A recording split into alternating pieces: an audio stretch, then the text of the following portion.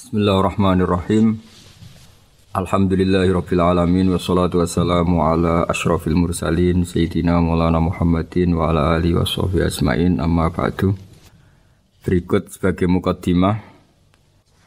Al-Qur'an adalah satu kitab suci yang diturunkan kepada Nabi besar Muhammad sallallahu alaihi wasallam. Dan di antara ciri Al-Qur'an adalah menjelaskan kebenaran secara jelas, secara gamblang. Sebagaimana firman Allah, bahwa Rasul adalah Rasulun minallah yatlu suhufam mutahharah.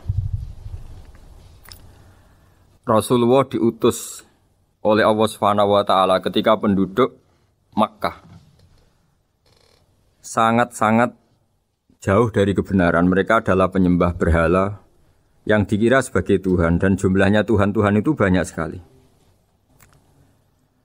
Suatu saat Rasulullah mendakwahkan bahwa Tuhan itu satu dan harus satu. Tapi kata mereka, kenapa Muhammad menjadikan Tuhan satu? Padahal urusan kita banyak, problem kita banyak. Harusnya Tuhan itu juga banyak. Ini yang diceritakan dalam surat Shad, Aja'alal alihata ilaha wahida inna hadza lasyai'un ujab. Bagaimana mungkin urusan kita yang banyak, yang harusnya butuh Tuhan banyak, kemudian menjadi hanya Tuhan satu. Lalu Rasulullah dengan sabar, dengan telaten memberi penjelasan. Dan ini yang disebut al-bayyinah, penjelasan yang sangat jelas, sangat gamblang, sangat rasional. Kata Rasulullah dalam sebuah hadis yang diriwayatkan dalam Musnad Ahmad, teksnya begini. Orang-orang yang menyembah selain Allah itu ibarat kama sali rojulin istaro abdan min kholisi malih biwarikin au dhahabin faja'ala ya'malu. Mereka mau bekerja tapi wayu'ti hullatahu ila ghairi sayyidi fa'ayyukum sarrohu ayyakuna abduhu kadzalik. Nabi lalu kemudian bikin analogi. Wahai masyarakat Mekah, bagaimana kalau Anda ini jadi seorang pembantu atau seorang budak, lalu punya majikan banyak. Dan semua majikan Anda ini punya perintah yang beda-beda, punya selera yang beda-beda. Semuanya atasan Anda, semuanya majikan Anda. Apa Anda senang punya majikan yang banyak? Lalu mereka bilang, wah susah Muhammad kalau kita punya majikan banyak. Tuhan kamu adalah majikan kamu. Bagaimana kalau Tuhan banyak, punya perintah yang beda-beda, punya selera yang beda-beda? Kalian pasti akan kebingungan. Ya sudah Muhammad, normalnya Tuhan itu satu. Sehingga mereka tercerabut dari pemikiran bahwa Tuhan harus banyak. Ini yang dimaksud dalam surat Al-Bayyinah. Lam yakunil ladzina kafaru min ahlil kitab wal musyrikina munfakina hatta ta'tiyahumul bayyinah. Bahwa orang-orang kafir, baik kafir ahli kitab maupun kafir musyrik Mekah, mereka tidak pernah terlepas dari sifat kekafirannya, yaitu menuhankan banyak Tuhan, sampai datang sebuah bayyinah. Bayyinah itu argumentasi kebenaran yang begitu jelas. Setiap membawa kebenaran, argumentasinya meyakinkan. Itu siapa? Rasulun minallah yatslu suhufam mutahharah, yaitu Rasul yang membacakan lampiran-lampiran suci, yaitu Al-Quranul Karim. Dengan penjelasan analogi tadi, kemudian orang-orang Mekah sadar, susahnya kayak apa kalau Tuhan banyak, lalu perintahnya beda-beda, seleranya beda-beda, hukumnya beda-beda. Ini membingungkan. Akhirnya mereka ngakui bahwa pentingnya logika tauhid. Nah ini yang Rasulullah ini benar-benar berstatus bayyinah. Kemudian analogi betapa buruknya kita saat menyembah selain Tuhan. Lalu Rasulullah mencontohkan sebagaimana yang saya kutip tadi dari Musnad Ahmad. Misalnya Anda punya pembantu atau zaman dulu budak. Anda beli dari harta kamu, dari uang kamu. Kemudian budak ini kerja. Yang ngasih makan kamu, yang fasilitasi kamu, toko milik kamu, semua milik kamu. Kemudian dia kerja dan hasil dari kerjanya dia dikasihkan ke orang lain. Kamu senang tidak punya budak yang seperti itu, kata Rasulullah. Wah kita semua tidak senang Muhammad. Sama seperti itu. Kamu adalah bisa makan rezeki dari Allah. Kamu nempat di buminya Allah. Kamu minum dari air yang dibikin Allah. Kemudian Anda menyembah selain Allah. Itu aneh apa enggak? Menyembah zat yang tidak memberi rezeki kamu, yang tidak bikin bumi untuk kamu, yang tidak bikin langit untuk kamu, yang tidak bikin fasilitas air untuk kamu. Aneh enggak? Semenjak itu mereka berpikir betapa buruknya mereka menyembah berhala, menyembah arca, menyembah Yesus, menyembah macam-macam. Nah ini yang disebut Rasulullah adalah orang yang benar-benar bayinah. Ketika melontarkan kebenaran, benar-benar jelas sehingga diterima secara akal yang sehat. Karena semua akal yang sehat akan menerima agama ini disebut fitratallahi fatarna salihah. Bahwa agama ini agama fitrah. Orang yang normal, yang cara berpikir normal pasti menerima agama ini. UII dengan terjemahan ini dan dengan tafsir ini ingin memberi penjelasan simbol-simbol yang ada di beberapa surat. Di antara lagi yang di bab muamalat. Betapa Rasulullah itu punya logika yang benar-benar mudah diterima. Dulu orang Arab dalam bab muamalat jual beli biasa menjual kurma masih kecil, masih belum jelas jadi kurma yang baik apa enggak. Kalau istilah orang Jawa masih pentil ini. Kalau bahasa Arab qobla budui solahiha. Calon buahnya itu belum pasti jadi buah. Kemudian masih bunga, masih apa sudah dijual. Dengan transaksi, asumsi, harga andekan sudah jadi kurma. Kalau dalam Jawa mungkin jual mangga sebelum tua masih pentil, masih kecil. Lalu kata Rasulullah, kamu jangan melakukan itu. Kenapa ya Rasulullah padahal kita butuh uang? Kata Nabi, Ara'aitum in mana Allahu as-samra fa bima yastakhillu ahadukum mala akhi. Bagaimana kalau buah-buah yang masih kecil itu kemudian berguguran karena satu musim atau karena apa? Lalu kamu mendapat uang itu atas nama apa? Yang dikatakan tijarah adalah muawadhah. Pembeli dapat barang, kamu dapat uang. Lalu kalau barang yang ada enggak menjadi buah yang baik, Anda menerima uang itu atas nama apa? Rasulullah secara haru, secara mengingatkan nurani kita dengan redaksi fabima yastahillu ahadukum mala akhi. Lalu kamu mendapat uang saudara kamu atas nama apa? Kalau atas nama buah, mereka belum mendapat buah. Akhirnya ada kesadaran bersama bahwa sebaiknya kita menjual sesuatu itu yang pembeli ya dapat barangnya, yaitu dalam konteks ini buah yang sudah layak dijual, kita dapat uangnya. Ini lagi-lagi Rasulullah al-Bayyinah, sekali memberi penjelasan begitu jelas. Ketiga misalnya di bab jinayat, di bab hukum pidana. Rasulullah kalau bikin logika itu begitu jelas, mudah diterima. Misalnya begini, suatu saat Rasulullah bersabda, Al-qatil wal maktul finnar. Orang yang membunuh dan yang dibunuh sama-sama di neraka. Tentu dalam konteks saling bunuh yang dalam kezaliman. Lalu sahabat janggal. Ya Rasulullah, oke lah kalau pembunuh itu masuk neraka. Ini bagaimana mungkin yang dibunuh pun masuk neraka? Rasulullah dengan jelas, dengan bayinah, dengan hujjah, beliau menjawab, Innahu kana harison ala qatli sahibihi. Sebetulnya yang terbunuh pun mentalnya pembunuh. Karena dia sangat juga ingin membunuh saudaranya. Nasibnya saja yang menjadikan dia terbunuh. Akhirnya sahabat tahu, ya ternyata maktul dalam konteks duel adalah mentalnya qatil juga. Sehingga karena mentalnya qatil, dia tetap di neraka. Meskipun prakteknya dia menjadi maktul yang terbunuh. Nah ini yang dimaksud oleh Allah. Bahwa Rasulullah ini bisa menghilangkan tradisi kemusyrikan. Bisa menjungkir balikkan, menghancurkan kemusyrikan karena Rasulullah bisa menjelaskan secara detail hatta ta'tiyahumul bayyinah. Bayyinah adalah Rasulun minallah yatslu suhufam mutahharah. Jadi ini yang insyaallah sebagai kajian kita bahwa kita butuh sekian penjelasan untuk mengenang dan membuktikan bahwa Rasulullah adalah benar-benar al-bayyinah. Dari sekian contoh tadi, pendengar bisa tahu betapa agama ini mudah diterima oleh akal. Sehingga di beberapa ayat disebut agama ini liqaumi ya'qilun, liqaumi yatafakkarun. Agama ini bagi kaum yang bisa berpikir, agama ini bagi kaum yang mau berangan-angan. Dulu untuk menghilangkan kemusyrikan dengan logika kafir Mekah bahwa urusan kita banyak, harus Tuhan banyak. Itu panjang sekali. Di antaranya ada ayat yang spesifik tentang itu. Daraballahu mathalan rajulan fihi syuraka mutasyakisuna wa rajulan salamal lirajul. Hal yastawiyani masalah. Allah membuat satu perumpamaan yaitu di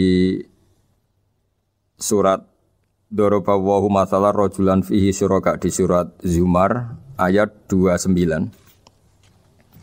Allah membuat satu perumpamaan bagaimana andaikan Anda jadi seorang pembantu atau asisten, lalu Anda punya majikan banyak yang seleranya beda-beda. Kemudian dibanding misalnya Anda jadi pembantu dengan satu majikan yang akhlaknya baik, komitmennya baik. Anda milih mana? Lalu orang-orang kafir Mekah menjawab, Muhammad tentu kita milih punya majikan satu yang baik. Kalau majikannya banyak kita jadi repot. Lalu mereka kata Rasulullah, ya sudah, kalau gitu Tuhan kamu satu saja, jangan banyak, kalau banyak jadi repot. Terus mereka baru tersadar bahwa menuhankan Tuhan banyak itu salah dan resikonya lebih banyak. Ini disebut munfakina hatta ta'tiyahumul bayyinah. Mereka orang-orang musyrik enggak mau tercerabut dari akar kemusyrikannya sampai datang al-bayyinah. Sebuah bukti kebenaran yang begitu jelas, begitu nyata. Siapa kebenaran itu? Rasulun minallah yatslu suhufam mutahharah, yaitu Rasulnya Allah yang membaca lampiran-lampiran suci. Lampiran-lampiran suci ini dalam bahasa Arab diikutkan wazan isim maf'ul disebut mushaf. Makanya kitab suci ini ditulis di sohifah. Kalau dalam bahasa Arab lampiran itu sohifah, dijamakkan kata jamaknya suhuf. Kemudian ketika dicetak, dijilid disebut mushaf. Sehingga alhamdulillah UII Universitas Islam Indonesia punya mushaf, punya terjemahan, punya tafsir. Ini diharapkan kita sebagai ulama, sebagai dai, sebagai ustadz bisa warasatul anbiya. Karena kata Rasulullah, al ulama warasatul anbiya. Saya kira demikian supaya pemirsa tahu, pendengar tahu bahwa betapa pentingnya menjelaskan secara bayyinah.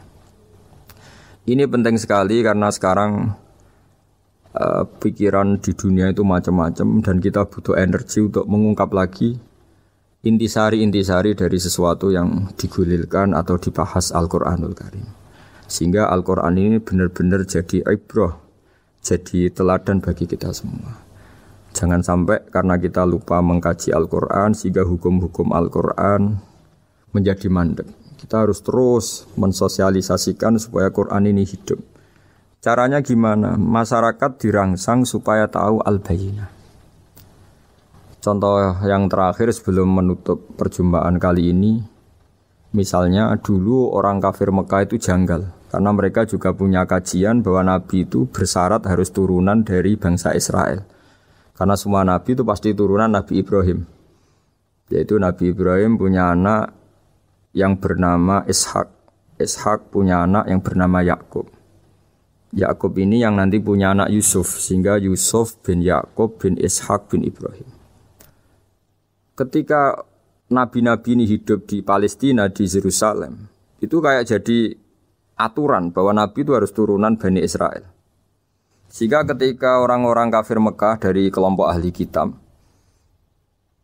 ketika Rasulullah Muhammad mendakwahkan diri sebagai nabi, mereka janggal bagaimana mungkin nabi dari orang Arab.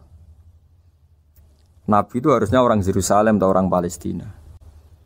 Kemudian Allah memberi penjelasan, fihi ayatum bayyinatum maqamu Ibrahim, bahwa Muhammad adalah turunan Ibrahim. Bukti nyata adalah di Mekah ada jejak kakinya Nabi Ibrahim, yaitu yang sekarang kita sebut maqam Ibrahim. Setelah dilacak-lacak ternyata mbah-mbahnya Rasulullah atau nenek moyang atau leluhur Rasulullah bernama Adnan. Adnan ini kata sejarah-sejarah disepakati wa Adnanu bila raibin intadzabil ulumin nasabiyah ila dzabihi Ismail nisbatuhu wa muntama, bahwa Adnan ini tertulis secara sejarah lengkap bahwa dia turunan dari Nabi Ismail. Ismail adalah anak dari Nabi Ibrahim. Kemudian makom Ibrahim ini juga dibuktikan sekian sejarah bahwa Ibrahim pernah di situ. Yaitu ketika Hajar, ibu dari Ismail, kesulitan nyari air, lalu lalang lari antara Safa dan Marwah. Kemudian kita kenang sekarang bernama Sa'i.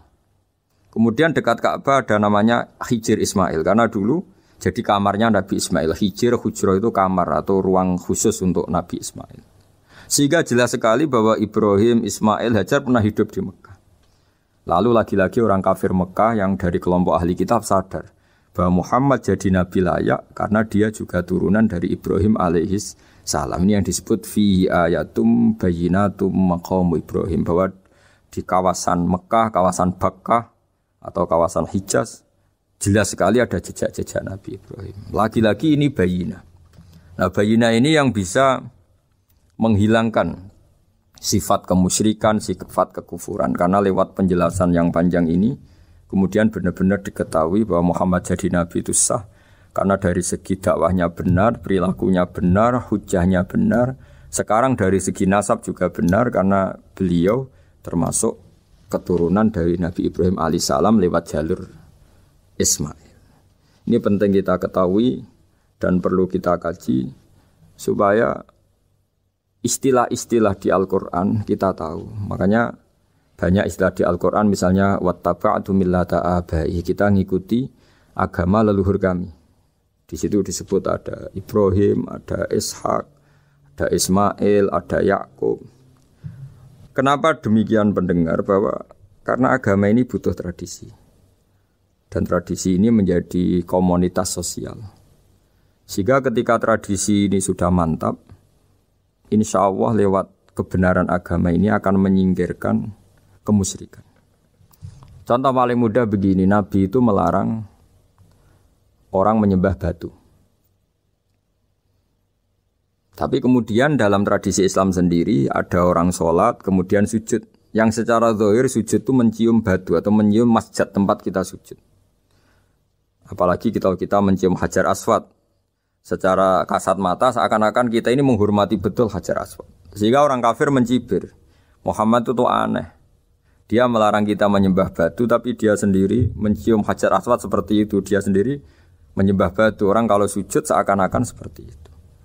Tapi lewat penjelasan Nabi bahwa kita sujud hanya kepada Allah. Kita kalau sujud baca sajadah wajhililladzi khalaqahu wa sawwarahu wa syaqqa sam'ahu wa basarahu bihaulihi wa quwwati fatabarakallahu ahsanul khaliqin. Wajah kami sujud kepada Zat yang menciptakan wajah kami, yang mengasihi kita pendengaran, yang mengasihi kita pandangan. Hanya Allah saja yang ahsanul khaliqin, hanya Allah saja Zat yang paling baik dalam penciptaan. Ini penting sekali saya katakan bahwa sehingga sujud kita yang seperti itu adalah simbol tawadhu. Tidak ada kaitannya dengan kita ini menyembah batu. Sehingga kita tradisikan ke anak-anak saat sujud baca subhana rabbiyal a'la wa bihamdi. Kita ajarkan mereka bahwa semua selain Allah adalah ciptaan Allah. Jadi andai kan enggak ada tradisi tauhid yang dijelaskan begitu detail.